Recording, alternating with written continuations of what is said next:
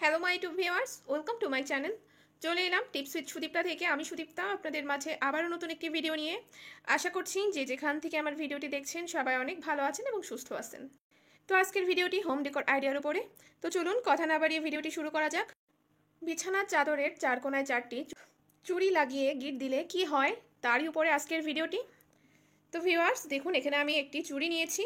আপনারা চেষ্টা করবেন বাড়িতে সব থেকে যেই চুড়িটা মোটা সেই চুড়িটা এখানে নেওয়ার চেষ্টা করতে হবে, কারণ চিকন চুড়ি দিয়ে করলে কিন্তু ততটা সৌন্দর্য আসবে না।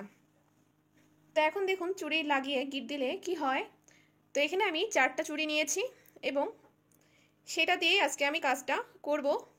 এখানে আমি যে চুড়ি নিই না কেন এটা কিন্তু কখনোই নষ্ট হবে না, কারণ এখানে কোনো পানির স্পর্শও নেই কিংবা কোনো রকমের কোনো সমস্যা নেই। সুতরাং চুড়ি আমরা যেটাই নিই না কেন এখানে কিন্তু নষ্ট হওয়ার কোনো চান্স নাই। তো এখানে আরও একটি কথা বলে রাখি, আপনি যদি আমার চ্যানেলে নতুন হয়ে থাকেন তো অবশ্যই চ্যানেলটি সাবস্ক্রাইব করে নিতে ভুলবেন না, এবং ভিডিওটি যদি বেশি ভালো লেগে থাকে তো অবশ্যই আপনার ফ্রেন্ডস এবং ফ্যামিলির সাথে শেয়ার করে দেবেন, এবং একটি লাইক দিয়ে অবশ্যই আমার পাশে থাকবেন, কারণ আপনার একটি লাইক কিন্তু আমাকে সামনে এগিয়ে যেতে আরও বেশি উৎসাহিত করে। এবং যারা আমার ফেসবুক পেজ থেকে দেখছেন তারা প্লিজ আমার পেজটি একটি লাইক দিয়ে এবং ফলো করে দিবেন। তো এই টিপসটি ফলো করলে আমি আশা করছি আপনার প্রতিবেশী কিংবা আত্মীয় স্বজন এসে আপনাকে জিজ্ঞাসা করতে কিন্তু বাধ্য হবে যে এই কাজটি আপনি কি দিয়ে করেছেন। তো অনেক সময় দেখা যায় আমরা বাসায় কিন্তু বিভিন্ন অকেশনে ভালো ভালো চাদর পেতে থাকি, কিংবা যে কোনো অনুষ্ঠানেও কিন্তু আমরা বাসা বাড়ি সাজাতে অনেক বেশি পছন্দ করি, কিন্তু যে কোনো চাদরকে গর্জিয়াস লুক দেওয়ার জন্য নিজেদের কিন্তু একটু ক্রিয়েটিভিটি খাটাতে হয়। তো দেখুন এখানে আমি একটা চাদর পেতে নিয়েছি এবং এটা কিন্তু কোনো বিশেষত্ব নাই, কারণ এটা আমি নর্মাল চাদরের মতনই কিন্তু পেতেছি। এটা দেখতে খুব একটা আকর্ষণীয় লাগছে না, তবে এই চুড়ির সাহায্যে আমি আজ এখানে এমন একটা কাজ করব যার দ্বারা কিন্তু এই চাদরটা এবং তার সাথে এই রুমটা আরও বেশি আকর্ষণীয় লাগবে। তো আপনি যেমন চাদরই পেতে রাখেন না কেন সেটাকে সুন্দর লুক দেওয়া কিন্তু আপনার হাতে। আপনি চেষ্টা করলেই কিন্তু যে কোনো জিনিসকে অসাধারণ করে তুলতে পারেন। তো দেখুন আমি এখানে আমার ঘরটা একটু সাজিয়ে নিয়েছি এবং এখানে আমি একটা চাদর বিছিয়ে নিয়েছি, এবং এটা কিন্তু কোনো বিশেষত্ব আমি দেখতে পাচ্ছি না। তো এখন আমি এই চুড়ির দ্বারা আমার চাদরে একটু বিশেষত্ব ফুটিয়ে তুলবো। তো তার জন্য আমার এখানে লাগবে একটি চুড়ি। আবার অনেক সময় দেখা যায় চাদর কিন্তু বেডের সাইজের থেকে অনেক সময় একটু বড় হয়ে থাকে। তো সেক্ষেত্রে এই যে কোণার অংশগুলো কিন্তু নিচে অনেক বেশি ঝুলঝুল করতে থাকে এবং দেখতেও কিন্তু খারাপ দেখা যায়।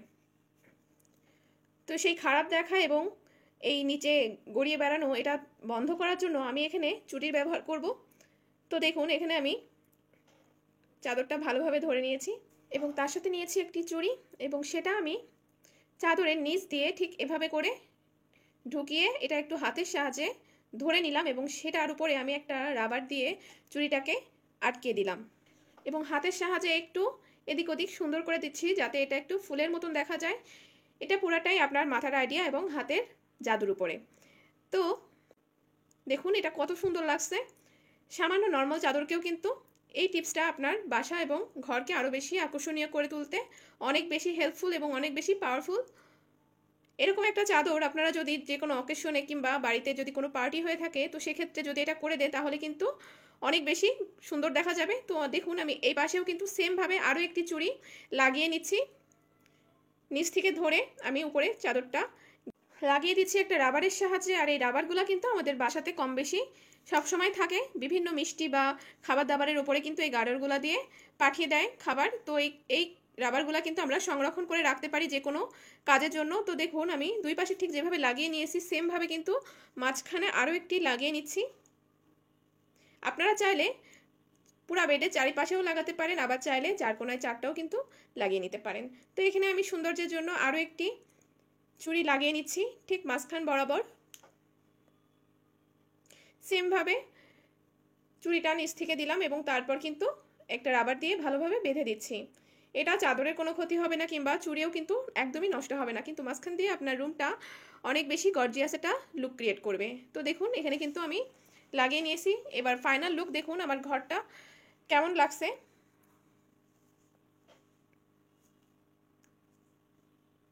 এটা কিন্তু আসলে অনেক চমৎকার একটা টিপস। আপনারা বাসাতে কিন্তু একটাবার হলেও এটা করে দেখবেন। হয়তো আমি ক্যামেরায় অতটা ফুটিয়ে আপনাদেরকে দেখাতে পারছি না যেহেতু আমার রুমটা একটু ছোট। তো আপনারা নিজেরা আপনাদের বাসাতে করে দেখবেন এবং তারপর আমাকে বলবেন টিপসটা কেমন লাগলো আপনাদের। দেখুন আমার কিন্তু খাটে এগুলো আমি লাগিয়ে দিয়েছি এবং বেডটা দেখতে কতটা ভালো লাগছে।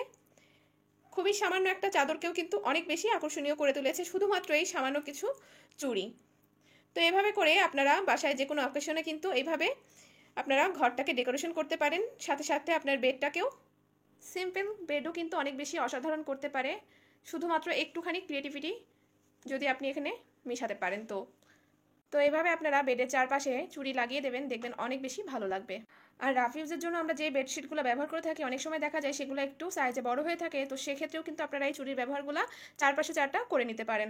এভাবে করে যে কর্নারটা ঝুলে থাকবে ঠিক সেই পাশটা একটু ধরে যদি আপনারা চুড়ি দিয়ে লাগিয়ে দিতে পারেন তাহলে দেখবেন আপনার সেই পাশটা কিন্তু আর ফ্লোরের সাথে লুটোপুটি খাবে না এবং বেডশিটটা কিন্তু অনেকটা ছোট হয়ে যাবে।